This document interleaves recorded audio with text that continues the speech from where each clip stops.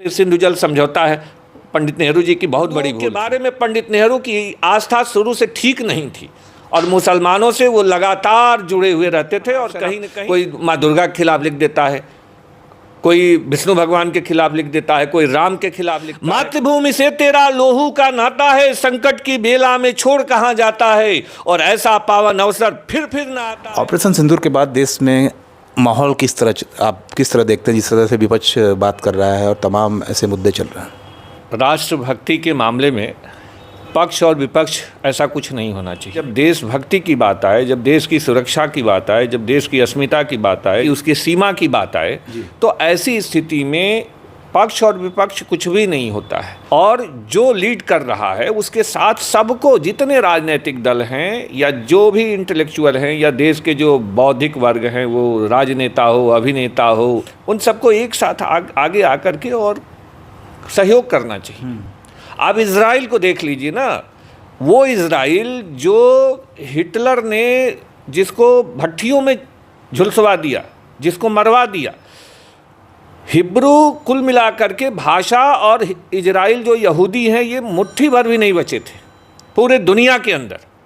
अलग अलग देशों से एक एक करके इकट्ठे हुए और ऐसी स्थिति हुई कि आज इजराइल एक छोटा सा देश होते हुए भी दुनिया के अग्रणी देशों में है। वहाँ की तकनीकी, वहाँ का स्वास्थ्य, और इजराइल से सबक लेना चाहिए दुनिया के हर देश को, अपने देश को बचाने के लिए, अपने देश की अस्मिता को लड़ने के लिए, उसको लेकर के। सर, अभी प्रोफेसर खान एक थे, उनको भी अरेस्ट कर लिया गया। उन्होंने सोशल मीडिया पे एक पोस्ट किया। बीबीसी ने एक सर्वे किया कि पहलगाम के बाद जो भी हुआ, ऑपरेशन सिंदूर के बाद जितने भी सोशल मीडिया पे प्रतिक्रिया आए हुए हैं, उसमें ज़्यादातर लोगों को अरेस्ट किया जा रहा है। ऐसे ऐसे कई पोस्टें, बहुत ज़्यादा गिरफ्तारियाँ हो रही हैं। जब युद्ध नहीं हो रहा था और पहलगाम में लोग मारे गए, तब जो भारत की जनता और जो ट्रोल कर रही थी और या जो सोशल मीडिया पे चल रहा था, वो यही चल रहा था कि सरकार कर क्यों नहीं रही है, कुछ क्यों नहीं कर रही है, क्यों नहीं कर रही है, क्यों नहीं कर रही है।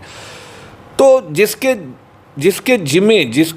सामने देश की जिम्मेदारी हो, उसको बहुत सोच समझ के चलना होता है। दुनिया के देशों के बीच आज भारत चौथे पायदान पे खड़ा हो चुका है आर्थिक रूप से। तो हमें ये भी देखना है कि हमको कैसे विकसित राष्ट्र की ओर बढ़ना है, कैसे देश को लेके आगे चलना है, और ये भी नहीं, अपनी सीमा की सुरक्षा भी करनी है, और माँ बहनों के सिंदूर की बात हो तो उसकी रक्षा भी करनी है। कोई भी प्रोफेसर धर्म की बात जहाँ हो, ठीक है, धर्म की बात करना सांप्रदायिकता नहीं है। अगर हम भगवान राम का नाम ले लेते हैं, अगर हम जय श्री राम बोल देते हैं, तो ये सांप्रदायिकता नहीं है। अगर राधे कह देते हैं, राधे राधे, तो ये सांप्रदायिकता नहीं है। यदि हम कह दें प्रवेशी नगर कीजिए सब काजा, तो आप कहेंगे ये सांप्रदायिक बात कर रहे हैं। ये सांप्रदायिकता नहीं है, ये आस्था का विषय है। हम जिस धर्म से, जिस संस्कारों से जुड़े हुए हैं, उसको हम बता रहे हैं। तो इसमें कौन सी भारत में फिर अल्लाह अकबर करना भी आस्था का विषय है? भाई, आप नमाज पढ़ते हैं, कौन रोकता है आपको? आप तो पढ़ते हैं नमाज ना, कौन रोकता है? ऐसा मैं नहीं पढ़ता हूँ। वही जो लोग भी पढ़ते हैं उनको कौन रोकता है, आप बताइए ना। उनको कोई रोकता है नमाज पढ़ने से? कोई नहीं रोकता है। आप पढ़ो नमाज। अभी हाल ही में आपने देखा होगा, ज्योति मल्होत्रा जानी मानी यूट्यूबर थी, 3 बार पाकिस्तान गई थी, उन्हें जासूसी के रूप में गिरफ्तार किया गया है। और प्रियंका सेनापति का भी नाम आया हुआ है, उड़ीसा की हैं, उनके साथ उनका शायद मिलना जुलना था। तो देश में ऐसे भी लोग हैं। देखिए, अगर देश विरोधी गतिविधियों में कोई भी लिप्त है तो उसके खिलाफ कार्रवाई होनी चाहिए। और किसी भी, ज्योति मल्होत्रा कोई ऐसी बड़ी व्यक्ति नहीं है जिसके चलते कि सरकार अपना पूरा अमला लगा करके उनको जानबूझ के गिरफ्तार कराएगी। कहीं न कहीं संलिप्तता है। अगर देश विरोधी गतिविधियों में है तो उसका विरोध होना चाहिए, उसकी गिरफ्तारी होनी चाहिए। भाई, एक समय था, आप देखिए ना, जम्मू कश्मीर की हालत क्या थी, और ये जनसंघ के लोग ज़माने में लोग नारा लगाते थे, जहाँ हुए बलिदान मुखर्जी वह कश्मीर हमारा है, वह कश्मीर हमारा है, भारत वह कश्मीर हमारा है और प्राणों से भी प्यारा है, ये नारा लगता था। तो कश्मीर, वास्तव में कश्मीर एक सुंदर जगह है, वो भारत का हृदय स्थल है। और अगर कश्मीर में आप सोचिए, धारा 370 ही नहीं हटाई गई थी, ये पंडित नेहरू की देन थी। पंडित नेहरू को भी समझना चाहिए था कि मैं क्या कर रहा हूँ। सिंधु जल समझौता उन्होंने करके पाकिस्तान को क्या कर दिया, आबाद कर दिया। हिंदुओं के बारे में पंडित नेहरू की आस्था शुरू से ठीक नहीं थी और मुसलमानों से वो लगातार जुड़े हुए रहते थे। और कहीं न कहीं पंडित नेहरू तो ब्राह्मण ही थे। कहते तो हैं ब्राह्मण थे, पता नहीं, उसमें बहुत सारे ऐसे बहुत सारे शोध हुए हैं, बहुत सारी किताबें आई हैं जिसमें वो विवादित है मामला कि नहीं वो ब्राह्मण नहीं थे, कश्मीरी ब्राह्मण कहते हैं। अब उसके अलग अलग, अब राहुल गांधी से अपना गोत्र पूछ लीजिए कौन सा गोत्र है, या राजीव गांधी से ही राहुल गांधी को तो खैर अभी मुक्तेश्वरानंद जी ने भी ये कहा था कि इन्हें हिंदू धर्म से तत्काल निकाल देना चाहिए। किस तरह से देखते? तो आप बताइए, निकाल देना चाहिए ऐसे लोगों को। क्या राहुल गांधी बोलते हैं उनको खुद ही नहीं पता है, अभी कुछ बोलेंगे, थोड़ी देर बाद कुछ बोलेंगे। भाई कोई और देश का जहाँ प्रकरण है, देश की बात है, देश की आस्था का विषय है, वो सर्वोपरि होना चाहिए। एक हिंदू मुस्लिम का नैरेटिव सेट हो रहा है, आपको नहीं लगता? नहीं, ऐसा कुछ नहीं है, ये तो हिंदू मुस्लिम ज्यादा हो रहा है। क्या हिंदू मुस्लिम, ऐसा क्या हिंदू मुस्लिम की बात हो रही है? ऐसा कुछ नहीं है हिंदू मुस्लिम, ये तो कुछ लोग सोशल मीडिया के आने से ऐसा लगने लगा है कि अब चीजें दिखने लगी हैं। बस वही है, देखिए अभिव्यक्ति की स्वतंत्रता के नाम पे भारत में कुछ ज़्यादा ही अभिव्यक्ति है। अभिव्यक्ति होना अच्छी बात है, अभिव्यक्ति कोई बुराई नहीं है, लेकिन अभिव्यक्ति का दुरुपयोग नहीं होना चाहिए। अभिव्यक्ति का दुरुपयोग होना अच्छी बात नहीं है, ठीक है। मीडिया को स्वतंत्रता मिलनी चाहिए, इसमें कोई दिक्कत नहीं है। सोशल मीडिया हर व्यक्ति यूजर है, वो यूज करे, लेकिन जो कुछ भी हो देश के खिलाफ अनाप शनाप, कोई माँ दुर्गा के खिलाफ लिख देता है, कोई विष्णु भगवान के खिलाफ लिख देता है, कोई राम के खिलाफ लिखता है, कोई किसी के खिलाफ लिखता है। ये केवल हिंदुओं में ही है। आप मुसलमानों के यहाँ जाके देख लीजिए ना, कौन मुसलमान है जो मुसलमान के खिलाफ लिखता है? कहीं नहीं लिखता है। उनके यहाँ क्या छोटे बड़े जातियों के भेद नहीं है? वहाँ पठान है, शेख है, मुल्ला है, मौलवी है और क्या क्या है, तमाम देश भर के उनके यहाँ टाइटल पर हैं। आपस में उनके भी शादी विवाह नहीं होते, आपस में भी मतभेद है, लेकिन फिर भी उनके यहाँ अल्लाह की जब बात आएगी तो अल्लाह ताला एक है, ठीक है। लेकिन हमारे यहाँ नहीं है, हमारे यहाँ मन की बात है, कोई दुर्गे को गाली दे रहा है, कोई राम को गाली दे रहा है। भाई देखो, धर्म की बात इसलिए ज़रूरी है कि धर्म एक ऐसा एक माध्यम है जो सबको जोड़ करके रखता है, सबको एक साथ एकाकार करता है, खड़ा। पुष्कर सिंह धामी ने सुबह ही कहा कि जो मदरसे हैं उसके अंदर ऑपरेशन सिंदूर सिलेबस जोड़ा जाएगा, तो इस पर भी कुछ लोगों को आपत्ति हो रही है। एक गलत है। देशभक्ति मदरसे में पढ़ने वाला जो भारत के अंदर रहने वाला व्यक्ति है, वो भारत के अंदर जो भी मदरसे हैं वो क्या भारतीय नहीं है? बिल्कुल, हिंदू हो या मुसलमान हो, हैं तो सब भारतीय ना, सब हिंदुस्तानी है, उससे तो आप अलग नहीं है ना। तो अगर कह ही रहे हैं तो क्या उसमें बुराई है? वंदे मातरम कहने में क्या बुराई है? आप बताइए ना, वंदे मातरम कहना कौन सी बुरी बात है? वंदे मातरम कहना चाहिए। और आपको मैं बता दूं, देखिए अस्मिता की जहाँ तक बात है, अटल जी की एक लाइन है, माँ बहनों का अपमान सहेंगे कब तक, भोले पांडव चुपचाप रहेंगे कब तक, सहने की भी सीमा होती है, सागर के उर में भी ज्वाला सोती है, मलयालिल कभी बवंडर बन ही जाता, शंकर का तीसरा नेत्र खुल जाता। निश्चित रूप से भाई नरेंद्र मोदी ही नहीं, कोई भी प्रधानमंत्री हो, नरेंद्र मोदी तो 56 इंच का सीना आप कहिए, चाहे उनको चुनौती दीजिए, चाहे व्यंग करिए, लेकिन सच्चाई ये है कि मोदी है तो आज भारत सुरक्षित है, इसमें कोई दो राय नहीं है। और लड़ने के सबके अलग अलग तरीके होते हैं। मोदी एक ऐसा प्रधानमंत्री हैं इस देश के जो छोड़ने वाले नहीं हैं। सीधे सीधे जब वो 2014 में आए थे तभी कहते कि छेड़ोगे तो छोड़ेंगे नहीं। लेकिन ऑपरेशन सिंदूर में जो रोका गया वो युद्ध को, तो उसमें कुछ लोग कह रहे हैं कि ट्रम्प का इन्वॉल्वमेंट क्यों हुआ? देखिए आपको एक चीज़ बता दें, माओ से ट्रम्प के इन्वॉल्वमेंट, मोदी फैसला मैं बता रहा हूँ। माओ से तुंग ने कहा, राजनीति रक्तहीन युद्ध है और युद्ध रक्त रंजित राजनीति है। अगर युद्ध में खून बहता है, राजनीति में खून नहीं बहता है। राजनीति रक्तहीन युद्ध है, रक्तहीन युद्ध है। राजनीति में भी वही होता है काम और युद्ध में भी वही होता है, बस फर्क ये है कि दोनों, एक में खून बहता है, एक में नहीं बहता है।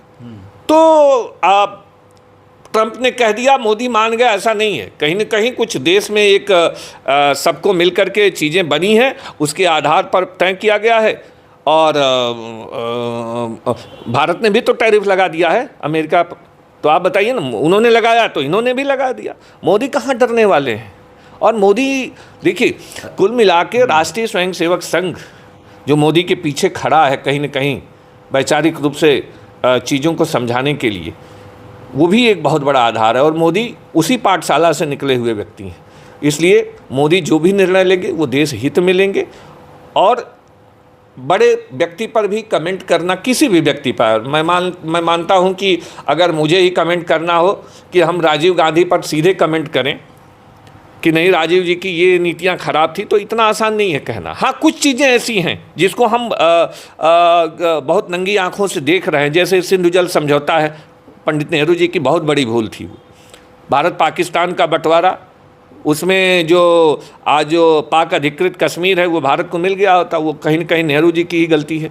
तो गलती तो कही जा सकती है, लेकिन इसका मतलब ये नहीं कि हम उनको जो मन करे वही बोल दें। भाई उस समय का विजनरी व्यक्ति तो वही था। नेहरू को ही दोष देना, वर्तमान में मोदी जी 10 साल से प्रधानमंत्री हैं, तो चीज़ों को सही भी तो किया जा सकता है। पाक अधिकृत कश्मीर को मोदी जी कहाँ से अभी इतना जल्दी ला देंगे, अब कब्जे में कर लेंगे। कुछ लोगों का सर हाँ, लेकिन सर कुछ लोगों का ये कहना था कि ये मौका बहुत अच्छा था। देखिए, आप भी मानते हैं? कहने और करने में बहुत फ़र्क होता है। जब आप देखते होंगे, जब अखाड़ा पहलवान लड़ता है ना, तो बाहर जो दर्शक खड़ा होता है वो देख करके, और जैसे जैसे वो एक्ट करता है, पहलवान दोनों आपस में लड़ते हैं, एक्ट करते हैं ना, तो बाहर वाला कहता हाँ हाँ हाँ, पटक देगा, मार देगा, ये करेगा, वो करेगा। और जब मैदान में आप उतरेंगे ना, तो आपको समझ में आएगा कि हम कहाँ तक चल पाएंगे और कितना लड़ पाएंगे। हम तो बाहर हैं, हम तो ठीक है, हमारे अंदर देशभक्ति का उनकी भावनाएं हैं, ऐसा नहीं है, हम उनको गलत नहीं कह रहे हैं। भाई हर देशभक्त को ये तो लगेगा ही कि नहीं पाकिस्तान पर अटैक करके पाकिस्तान को नेस्ता नबूद कर दो, ख़त्म कर दो। लेकिन हर चीज़ का एक तरीका होता है, एक समय होता है। और दुनिया के अंदर भी भारत का जो एक वैश्विक मानदंड बढ़ा है, एक वैश्विक स्वरूप खड़ा हुआ है, या जो उसका एक क्या कहेंगे, आज भारत एक स्वाभिमान से अपनी हर चीज़ों को रख ले रहा है लोगों के सामने, ये कम बड़ी बात नहीं है। आखिरी में आपने 2-4 कविताएं बहुत अच्छी पढ़ी, जाते जाते शो के अंत में कुछ कविताएं पढ़ गई जो इस समय के। मैं पुनः सिर्फ 2 कविताएं, नहीं, कविता तो आपको सुनाता हूँ। मैं अटल जी को कोट करता हूँ। फिर अटल जी ने कहा था कि राजनीति आवश्यक है, पर जरा सावधानी के साथ। व्यक्ति के जीवन में राजनीति का होना वैसे ही आवश्यक है जैसे घर में स्नानागार का होना आवश्यक है। और व्यक्ति के फिसलने का डर तो हर जगह होता है, किंतु स्नानागार में कुछ ज़्यादा ही होता है। ठीक है, तो राजनीति में फिसलन है, लेकिन फिसलन का मतलब ये नहीं कि हर नेता को आप कह दीजिए देशद्रोही है, अनर्गल प्रलाप कर रहा है, गलत बयानी कर रहा है, ऐसा नहीं है। ठीक है, ऐसा है ही नहीं। और एक कविता हो जाए अच्छा लास्ट में, कविता आपको सुना दें। एक देखिए, इसी पर एक कविता है, बहुत मुझे वो कवि का नाम याद नहीं है। उसने लिखा है, आज बाह फड़की है, छाती भी धड़की है, गोद में हिमालय के रण बिजली कड़की है, भारत की सीमा पर युद्ध अग्नि भड़की है, विधवा की चूड़ी सी विश्व शांति तड़की है, पर तेरी दुनिया में पत्ती ना खड़की है। ओ भाई बतला, तू लड़का या लड़की है, मर्द है या औरत है, जो आहें भरता है, पढ़ता है गीता पर मरने से डरता है, दुश्मन घर में घुस के धन धरती हरता है, और तू बैठा कुर्सी पर बातें ही करता है, पर पगना धरता है, जीता है बिस्तर पे मरता है। इस कारण कहता हूँ, जागो वो दीवानो, दुश्मन को पहचानो, लड़ने का ढंग जानो, हारों को मत मानो, बढ़ जाओ परवानो। और मातृभूमि से तेरा लोहू का नाता है, मातृभूमि से तेरा लोहू का नाता है, संकट की बेला में छोड़ कहाँ जाता है, और ऐसा पावन अवसर फिर ना आता है, और जो रण से हटता है जन्म वह गंवाता है। इसलिए रण से हटो मत और लड़ो, जो ये भारत की जनता चाह रही है, मगर समय का प्रतीक्षा करो, क्योंकि मुझे नहीं लगता कि जो बैठे हुए सत्ता में जो बड़े लोग हैं वो पीछे हटने वाले हैं। बस समय का इंतजार है, अगर कुछ होगा तो जवाब देंगे। तो ये थे हमारे साथ ज्ञान प्रकाश मिश्र जी। और दर्शकों से भी एक ही निवेदन रहता है कि हम मेन स्ट्रीम मीडिया से तो नहीं है, लेकिन मेहनत हम भी कम नहीं करते हैं, मेहनत हम भी उतनी ही करते हैं जितनी मेन स्ट्रीम मीडिया में पत्रकार करते हैं। और रिपब्लिक हिंदुस्तान से जुड़े रहिए। रिपब्लिक हिंदुस्तान के लिए ज्ञान प्रकाश मिश्रा सर के साथ जितेंद्र यादव, धन्यवाद।